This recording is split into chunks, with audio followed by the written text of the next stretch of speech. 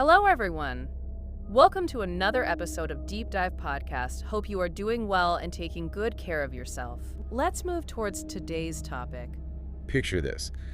You are 10, maybe 11 years old. Right at that perfect age for a deer. Exactly.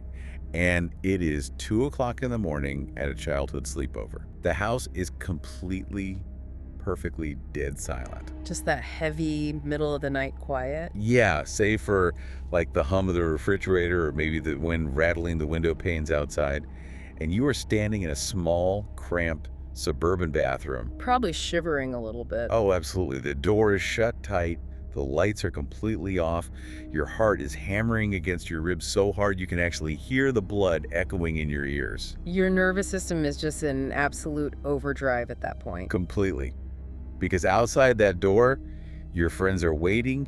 They are probably giggling nervously, maybe whispering threats through the drywall that they're going to lock you in there if you try to back out. The peer pressure is a huge component. It's the only reason you're in there.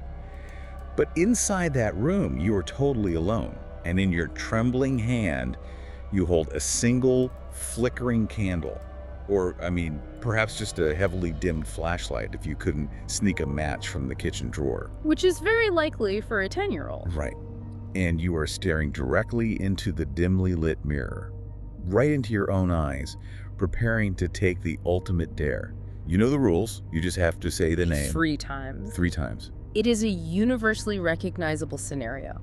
For so many of us, it serves as this unofficial modern rite of passage. Yeah, almost everyone has a story about trying it or refusing to try it. Exactly. And what is truly compelling about that moment in the dark is that this isn't just a simple game of pretend for a 12-year-old. When you are standing in that room, the physiological terror you feel is incredibly real. You feel it in your bones. You do. Your body is reacting to a perceived threat. It's pumping adrenaline, heightening your senses, and preparing for a literal fight-or-flight response. You are participating in a ritual that has been whispered about for generations, tapping into something deeply primal about the human psyche and our relationship with our own reflections. Okay, so let's unpack this, because today, our mission for this deep dive is to completely dissect the anatomy of the world's most infamous mirror ritual. The legend of Bloody Mary. One and only. We're going to track the origins of this terrifying legend, sifting through the bloody geopolitical history of the English royalty, and then comparing that against the dark ancient folklore of village witches. There are some wild historical rabbit holes there. Oh, we are going deep. And then we are going to explore the deep cultural mysticism surrounding mirrors themselves, looking at how completely different civilizations view them as literal portals. Not just glass, but actual doorways. Right. And finally, we are going to unpack the fascinating neurological and psychological science that actually explains what is happening in your physical brain when the lights go out. That is where the real truth of the scare lives. It is. So let's start with the anatomy of the dare itself. We all know the basics, but the setup is incredibly specific, right? It's rigid. Very rigid. It's an entire ritual. It's not just about saying a name casually in passing. You can't just mumble it. It is a highly structured ritual of sensory deprivation. That's the key term right there, sensory deprivation. Right. You have to stand in front of a mirror. You must turn off all the lights. I'm talking pitch black. No ambient light from the hallway seeping under the door. You need to isolate yourself from the familiar. Exactly. Then you introduce a single, unstable light source, which is usually a candle. You look straight into your own reflection, completely locking eyes with yourself. And then you say the name exactly 3 times. Bloody Mary. Bloody Mary. Bloody Mary. The precision of those parameters cannot be overstated here. It requires deliberate, conscious action from the participant. They have to want to do it. Exactly. You cannot accidentally summon this entity while brushing your teeth in a brightly lit room on random Tuesday morning. You have to intentionally manufacture the environment. You're setting the stage for your own haunting. By isolating yourself and depriving your senses of standard lighting, you are effectively removing the familiar visual anchors that your brain heavily relies on to just understand reality. The everyday stuff that tell your brain, hey, you're safe. Right. You're forcing your attention entirely onto a single point, which is your own eyes in the glass. The stage is being meticulously set for your own mind to completely play tricks on you. And the escalation of the experience is such a wild psychological ride. I mean, think about the juxtaposition. It almost always begins as a joke. It has to begin as a joke to get you in the room. Right, you're sitting in a basement with your friends, eating junk food, someone brings up the dare, and everyone laughs. It seems entirely ridiculous. A ghost in the half bath, come on. It sounds absurd in the light. Totally absurd. Yeah. So you swagger in there, you're feeling brave, you turn off the lights, you light the candle, the mirror reflects that faint little flicker of the flame, and you say it the first time, Bloody Mary. And nothing happens. Absolutely nothing happens. You let out a little laugh, a breath of relief, thinking you've already beaten the game. That initial laugh is actually a crucial psychological step. It serves as a release of the immediate tension built up by simply stepping into the dark. You're letting off steam. Yes, but the ritual demands continuation. You aren't done, you say it a second time. Bloody Mary. And this is where things get weird. This is where the atmosphere in the room begins to perceptibly shift. That quiet relief completely evaporates. The candle flame might flicker strangely. Which is probably just from you talking. Or from your own ragged breathing, or even a subtle draft from the air conditioning. But in that highly elevated, heightened state of sensory awareness, a flickering candle feels incredibly significant. It feels supernatural. Exactly. The shadows in the room begin to stretch, warp, and dance across the walls in ways that suddenly feel unnervingly deliberate to your panicked brain. It's the slow, agonizing crank of a roller coaster right before the massive drop. You're just inching your way up to the edge of the cliff. Because you know what comes next. Because then comes the third time. You say it again, Bloody Mary. And the laughter from the other side of the door is completely dead to you now. You can't hear them anymore. There is only suffocating silence. And this is the exact moment where people claim the environment actually physically changes. The environmental anomalies are a huge part of the lore. They really are.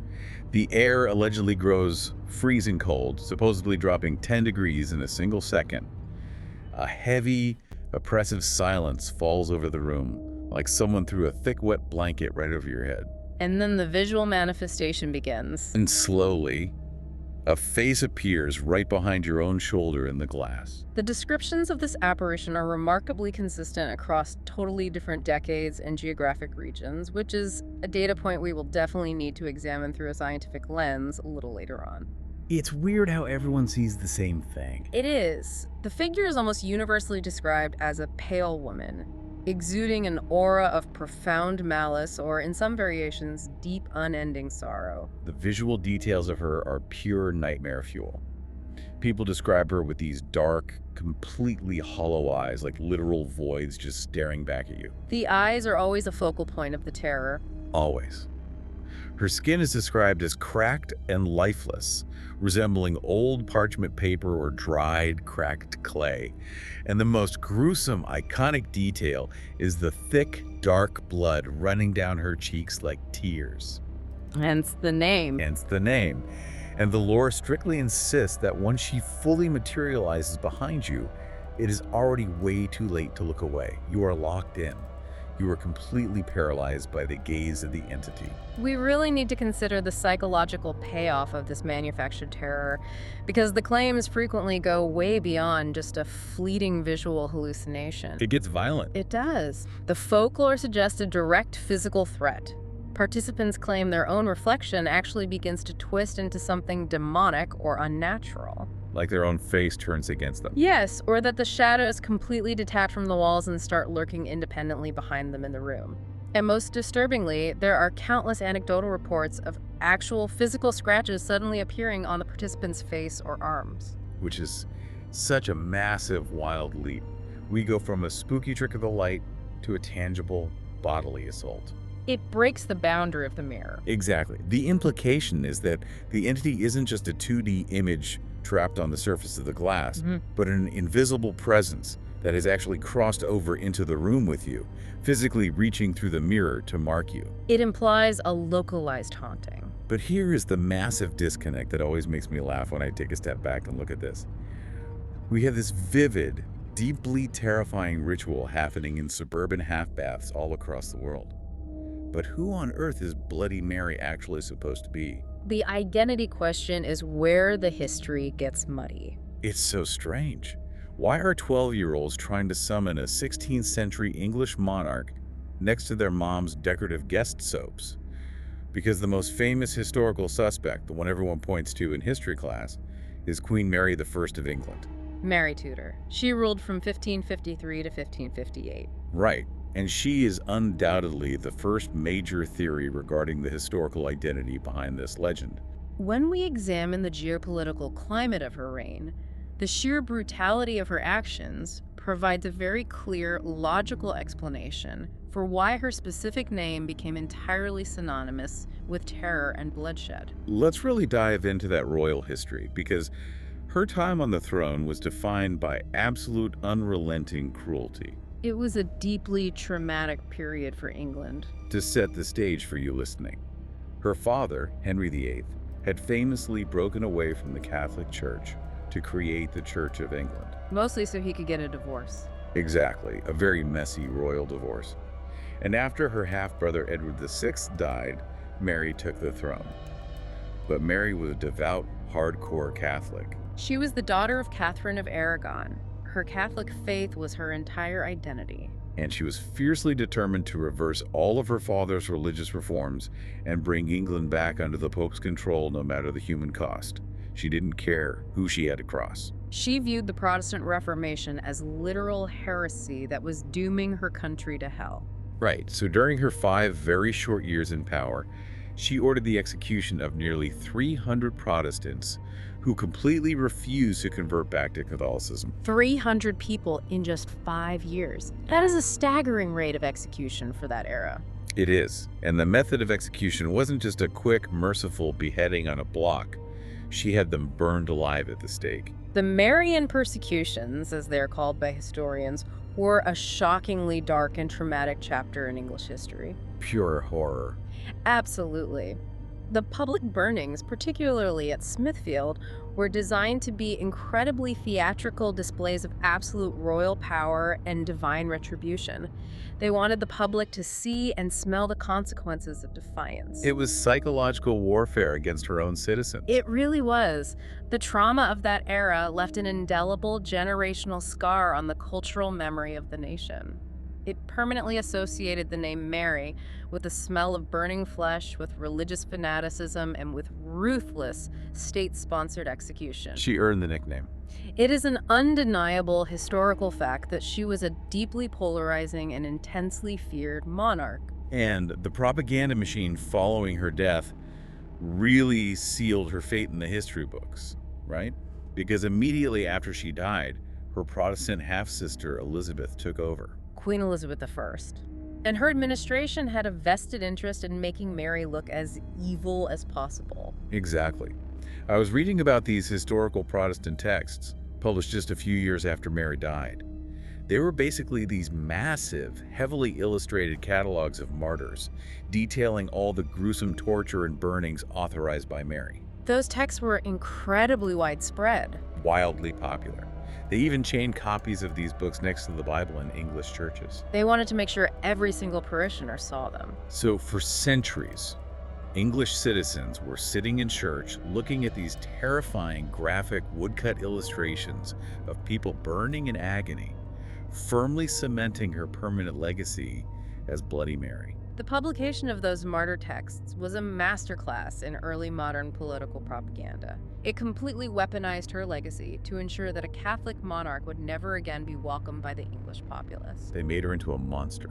They did. The moniker Bloody Mary was etched permanently into the cultural consciousness of the English-speaking world. But, and this is a massive, but despite all that genuine, documented historical terror, it doesn't actually fit the sleepover dare at all. Not even a little bit. Right. If you step back and look at it, the narrative leap is entirely absurd. The logical through line simply does not exist. Historians heavily push back against the idea that Queen Mary I is the ghostly woman in the mirror. Because there's no connection to mirrors. Precisely. There is absolutely no historical record, no contemporary folkloric account, and frankly, no thematic connection linking a 16th century Tudor queen to haunting bathroom mirrors. She didn't die tragically while staring into a looking glass, did she? She did not. She died of an illness, possibly influenza or cancer, in her bed. She wasn't known for any bizarre occult mirror rituals during her life. She would have probably burned someone at the stake for doing a mirror ritual. Exactly. She was a strict Catholic. Occult rituals were exactly what she was fighting against. Her history is one of political and religious violence, not supernatural vanity. Right, why would a royal monarch, a queen of England, spend her afterlife popping up behind teenagers at a slumber party in Ohio? It defies logic. It really does. Imagine her ghost saying, "I ruled England with an iron fist, I defied the Reformation, and now I haunt a split-level ranch." It just doesn't make any sense. The vibes are completely wrong. The narrative disconnect is vast. What likely happened, from a sociological perspective, is that the moniker Bloody Mary was retroactively applied to the mirror ritual long after the ritual itself was already established. Like they just slapped the scariest name they could find onto an unnamed ghost. Exactly. Bloody Mary was already an established cultural shorthand for a terrifying, deadly, and vengeful woman. When teenagers needed a name for the scary witch they were seeing in the mirror, they simply borrowed the absolute scariest female name available in the cultural lexicon. The name fit the fear perfectly. It did. But the actual documented history of Mary Tudor has absolutely nothing to do with the origins of the legend itself. So, if it wasn't the queen, the true origins of the mirror ritual must be much older, and honestly, much darker and closer to the bone of human fear. We have to move away from the monarchy entirely. Yes, this brings us to another major origin myth, one that takes us far away from royal palaces and political intrigue, and drops us right into the muddy, paranoid streets of a remote, ancient village. Into the realm of deep folklore. And this is where we have to look at how folklorists actually study the mutation of urban legends over time. Moving from documented history into the realm of folklore and oral tradition requires a totally different analytical approach. We have to look at how stories actually function as cautionary tales within small communities. Right, they aren't just telling scary stories for fun, they're serving a purpose. Exactly. Folklorists who study the Bloody Mary phenomenon point out that these urban legends almost always start as highly localized specific events. But as they spread from town to town, they slowly strip away their specific geography, leaving only the core, terrifying archetype. That research is fascinating because it shows how a story acts exactly like a virus, constantly mutating to survive in a new environment. It adapts to whoever is telling it. And the classic folklore origin story for Bloody Mary is pure, uncut Gothic horror. Just picture this. Imagine a small, unnamed, isolated village hundreds of years ago. A place completely cut off from the rest of the world. Exactly, the kind of place entirely surrounded by deep, imposing, dark woods. And a terrifying phenomenon suddenly grips the town. Children are vanishing in the middle of the night. The ultimate communal nightmare. But it's not a violent, chaotic kidnapping. There are no screams heard echoing through the cobblestone streets. No heavy wooden doors are broken off their iron hinges. Families just wake up, and the children are just gone, leaving only cold, empty beds. The psychological terror of a totally silent disappearance is profoundly destabilizing for a tight-knit community. It completely strips away any illusion of safety or control that they might have had. You can't fight what you can't hear or see. Right. If a door is violently broken down, you at least understand the mechanics of how the threat entered. You can try to build a stronger, thicker door. You can post an armed guard. You have a physical enemy. But a silent vanishing implies a threat that completely bypasses physical defenses. It strongly suggests a supernatural element that renders all normal human protection utterly useless. So the village is completely paralyzed by this. Parents are terrified, bordering on entirely hysterical. They are locking their doors with heavy deadbolts, guarding their homes with pitchforks, refusing to let their kids out of their sight, even during the blazing daylight. The paranoia would be suffocating? It doesn't matter, though. The disappearances keep happening, slipping right through their fingers like sand. Until one night, a local farmer is walking near the edge of the forest.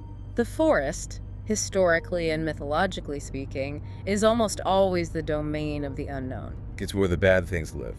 It is the untamed wilderness, where societal rules and religious protections simply no longer apply. It represents the boundary line between civilization and total chaos. It is where the monsters live. And this farmer, he's walking near this dark, imposing tree line, and he suddenly spots a faint, flickering glow deep in the trees. A light where there shouldn't be one. Right. At first he tries to rationalize it, because that's what human brains do. He thinks maybe it's just moonlight catching the dew on the leaves, or maybe it's swamp gas. Just trying to make it normal. But this glow is moving slowly, rhythmically, almost like a hovering flame. Curious, but obviously very uneasy, he slowly walks closer, pushing his way through the thick underbrush.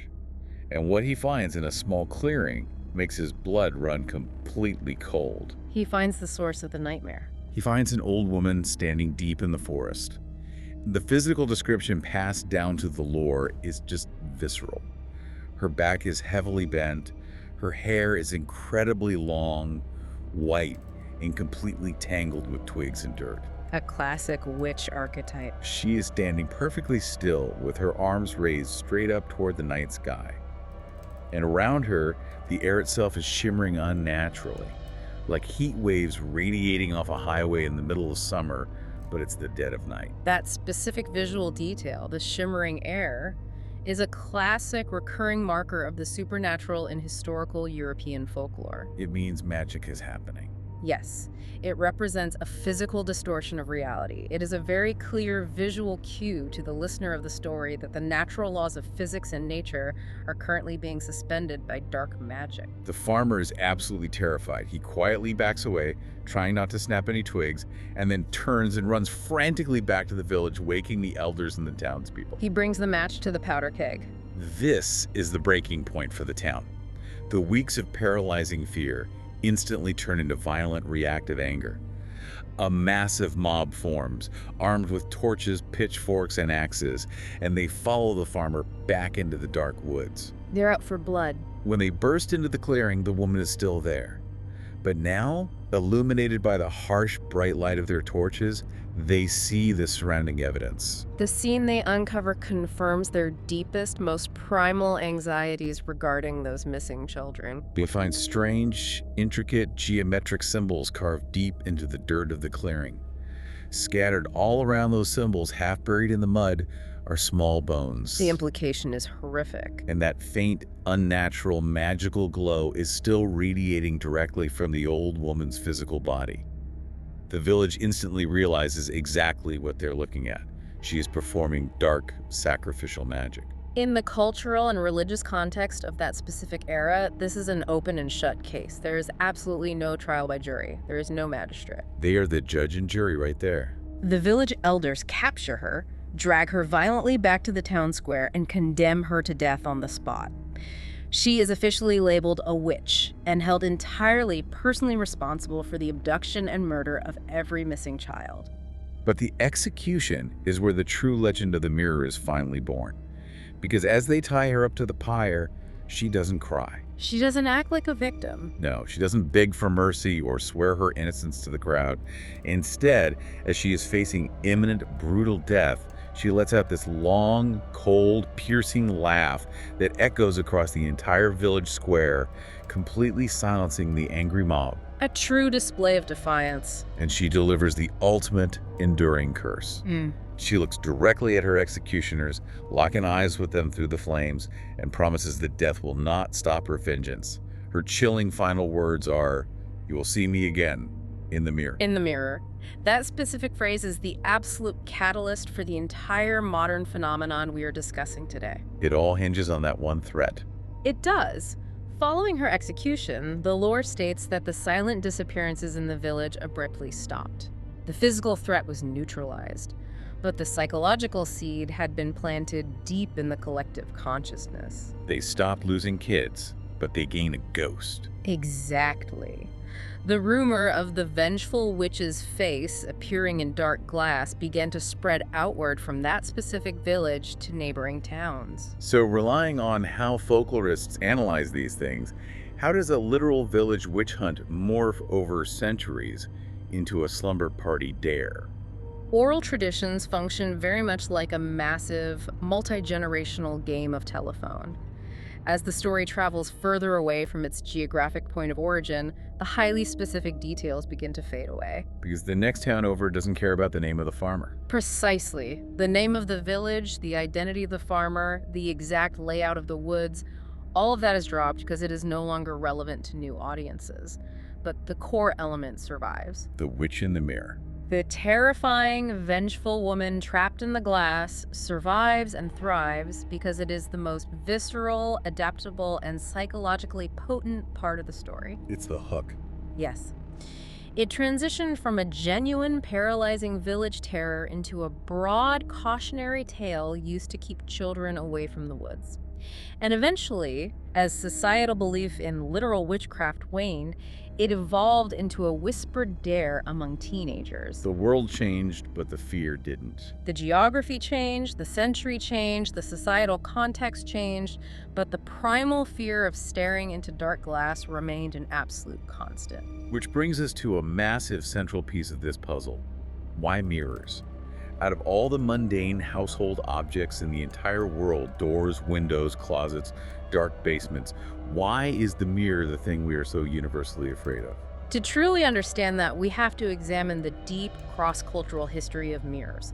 Throughout human history, they have rarely been viewed as just simple, inert pieces of reflective glass. They were mystical objects. For centuries, across completely different continents, totally isolated civilizations, and disparate belief systems, mirrors were universally seen as active doorways. They were viewed as literal portals, bridging our physical, mundane world and the supernatural unknown. I suppose before we had flawless, mass-produced, silver-backed glass from IKEA, people were looking into highly polished obsidian stones, or gazing into completely still, dark pools of water. The reflection wasn't as crisp, which left room for imagination.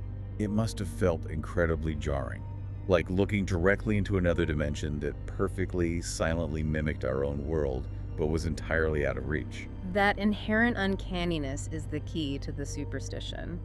A reflection provides an exact replica of reality, but it is reversed, it is totally silent, and it is completely untouchable. You can see the room behind you, but you can't walk into it. Exactly. You can see a world, but you cannot enter it. That bizarre optical phenomenon led to incredibly deep-seated superstitions. For instance, consider the ancient practice of scrying. Where they stare into the glass to see the future. Yes. Seers would stare deeply into reflective surfaces to divine the future or attempt to speak directly to spirits. Or look at the ancient Aztecs, who heavily utilized polished obsidian mirrors in their rituals. Obsidian's such a dark, heavy stone, too. Very dark. Their deity, Tezcatlipoca, whose name literally translates to smoking mirror, was heavily associated with obsidian. He supposedly used mirrors to watch the deeds of humanity and to cross freely between realms. The cultural reach of mirror superstition is just wild.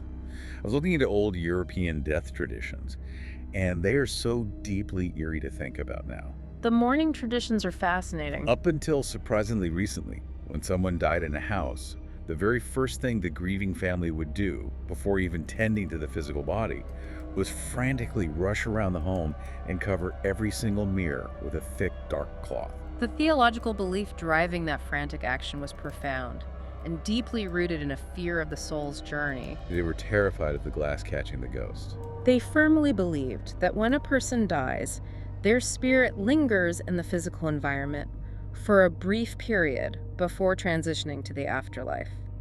If a mirror was left uncovered during that window, there was a terrible risk. The spirit would get confused. Yes, the disoriented spirit could be drawn to the reflection and become permanently trapped inside the glass forever, completely unable to move on. The mirror was quite literally viewed as a flytrap for the human soul. That concept ties perfectly into the widespread superstition held by so many cultures that a mirror reflects the soul itself, not just the superficial physical body. The reflection is your essence. We still say things today like, the eyes are the window to the soul.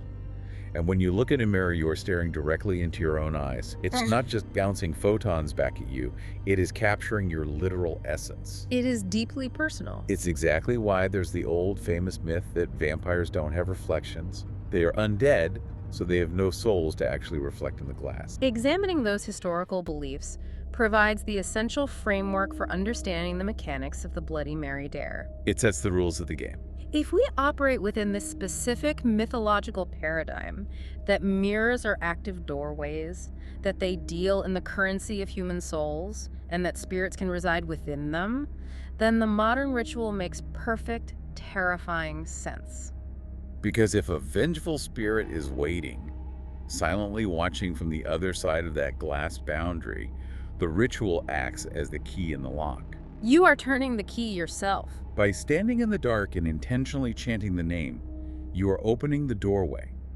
You are providing the necessary supernatural energy, the intense psychological focus, and the verbal invitation to allow that entity to cross the threshold over into our physical world. You are taking an object that is normally a passive reflection and weaponizing it into an active threshold. By engaging in the dare, you are deliberately making yourself totally vulnerable to whatever resides on the other side of the portal. Okay, but here's where we need to make a massive pivot for this deep dive. Because while the bloody history of the Tudor dynasty and the folklore of village witches are deeply unsettling, the modern scientific explanation for the Bloody Mary phenomenon is actually, in my opinion, even crazier than the ghosts. The scientific pivot is absolutely essential here. While we can trace the historical breadcrumbs and the folkloric evolution all day, we still have to explain the modern reality. Right. Why is it still working? Exactly. Why, right now in the 21st century, are highly educated, rational teenagers still running out of suburban bathrooms, screaming that they genuinely saw a rotting woman in the glass? Let's talk about the actual biology of the scare. What is physically and neurologically happening to your brain and your eyes when you stand in a pitch-dark room, staring intensely at your own face for 10 straight minutes? It all boils down to the bizarre structural flaws of human vision. The human brain is incredible, but it definitely has glitches. It is an incredibly powerful, highly evolved processing engine, but it absolutely has specific limitations. It is simply not evolved or designed to process complex facial features in near total darkness for extended, unbroken periods of time. We aren't nocturnal. No, we are not. Evolutionary biology dictated that we needed to recognize faces incredibly quickly in broad daylight, mostly to determine if an approaching hominid was a friend or a lethal threat.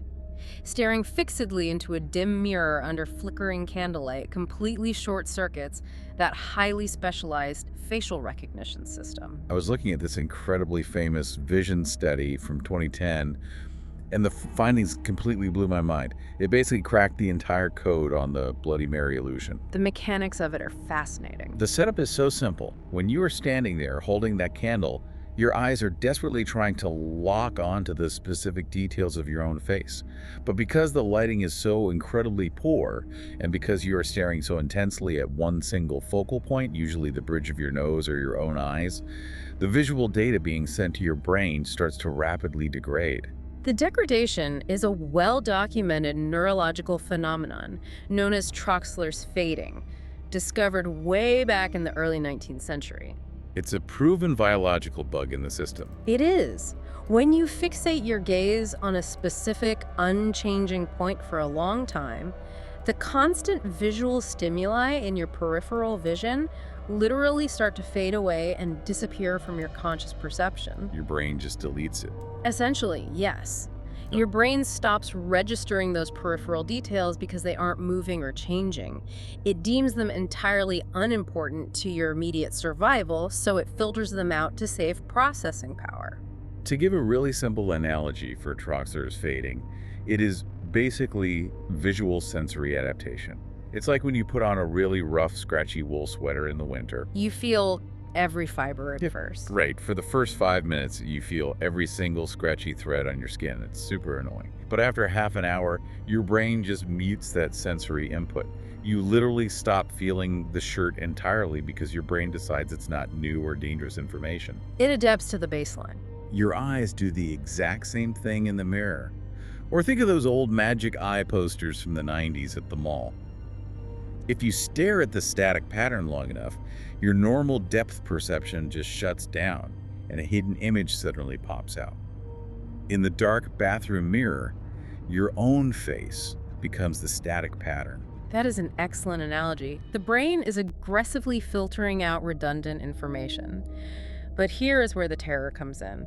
When the brain lacks sufficient visual data, because the lighting is terrible and Troxler's fading is literally erasing your peripheral vision, it doesn't just calmly present you with a blank gray void. The brain absolutely hates a vacuum. It abhors a vacuum. It completely panics. It essentially engages a built-in predictive coding mechanism. The visual cortex says, I don't know exactly what is there, so based on the context, I am going to guess and fill in the blanks myself. It's the brain's autofill function. And because you are already terrified from the dare, the autofill is pulling directly from your darkest nightmares. The emotional state dictates the hallucination. As the visual cortex struggles to interpret the dancing shadows and the unstable flickering candlelight, it aggressively distorts the image. The shadows stretch and warp. The reflection of your own cheekbones, your own jawline, begins to subtly, then drastically change shape. And suddenly, the face staring back at you is no longer your own. Your own familiar features become entirely unrecognizable to you. It's a total loss of identity in that moment. You experience a profound psychological dissociation. You are suddenly staring at a complete stranger who is perfectly, mockingly mimicking your every movement in the glass. Vision researchers actually coined an official scientific term for this specific phenomenon in that 2010 study.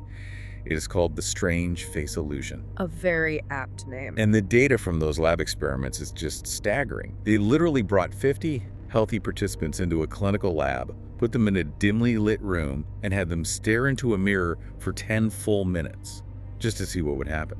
The results of that study provide the absolute empirical backbone for the Bloody Mary legend. The participants frequently reported terrifying, incredibly vivid hallucinations that they perceived as entirely real in the moment. The statistical breakdown is what really gets me. According to the published data, 66% of people experienced huge deformations of their own face. Just massive warping. That alone is terrifying enough. But it gets weirder. 48% of the participants reported seeing fantastical, monstrous, or demonic beings. Almost half of them saw monsters. In a controlled lab setting. Right. 28% saw an unknown, strange person entirely replacing their reflection. Some even saw the faces of their deceased parents or ancestors staring back at them.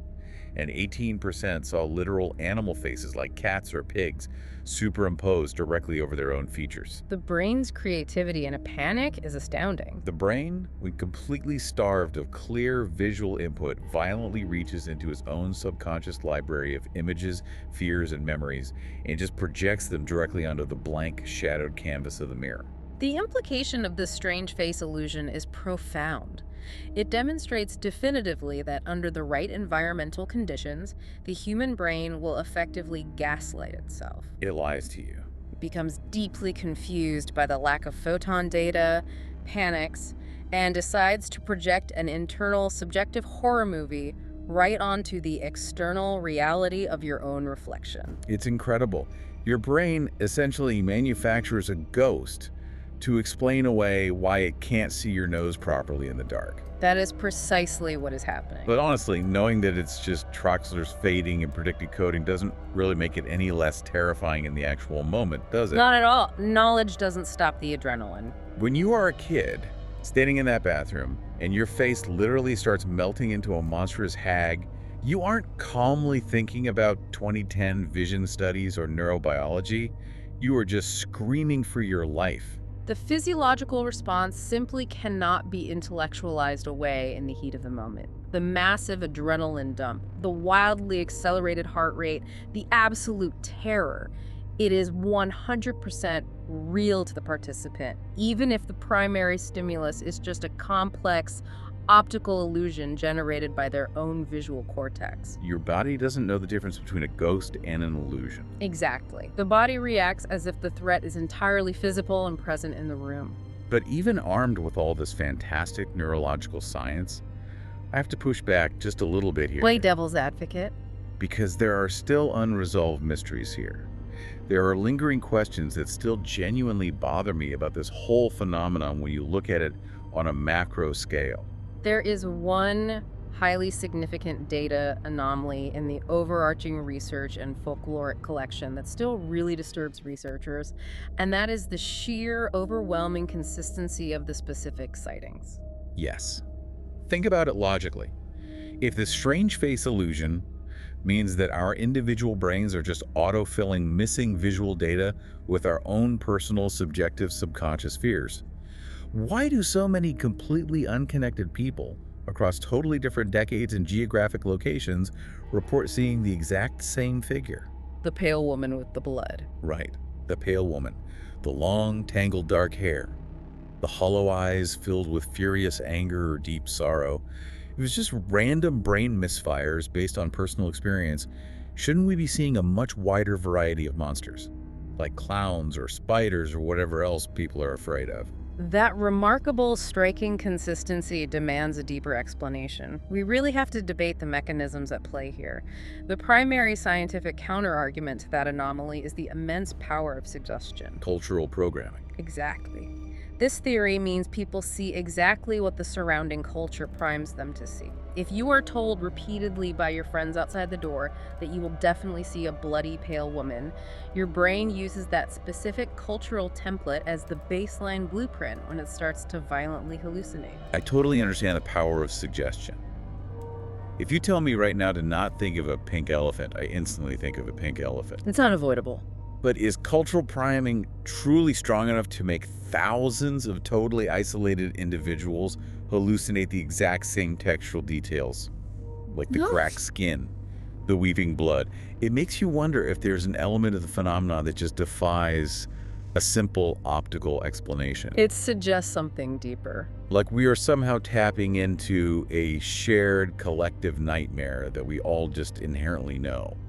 That concept actually leads us directly into the realm of Carl Jung and analytic psychology. Jung famously posited the existence of the collective unconscious. The shared human hard drive. To put it simply, she believed that beneath our personal, individual subconscious memories, there is a much deeper, older layer of the mind shared by the entire human species, and it is populated by universal archetypes. We all have the same monsters built in.